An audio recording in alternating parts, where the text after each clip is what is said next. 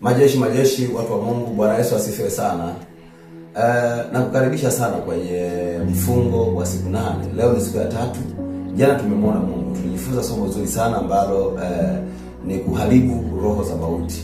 Tulizungumza kwamba roho ya mauti ni roho kabisa ambayo inalenga kuua vitu vya mtu. Inaweza ikaua uchumi, ikaua ndoa, ikaua mawazo ya biashara, ikaua kila kitu, ikaua kwenye maisha. Na tuliona kwenye maeneo mbalimbali kwamba roho ya mauti inajadiliana na uharibifu. Kwamba tumesikia kwa masikio yetu, lakini pia ukisoma kwenye kitabu cha Ufunuo wa Yohana sura ya 6 mstari wa 8, anasema nikamuona farasi wa kijivu amepanda, na yeye aliyempanda alikuwa anaitwa Kuzimu na Mauti. Unaona, mauti na kuzimu vinaenda. Kwa hivyo vitu vinakuwa pamoja. Sasa tunapata maarifa mengi kupitia hili somo.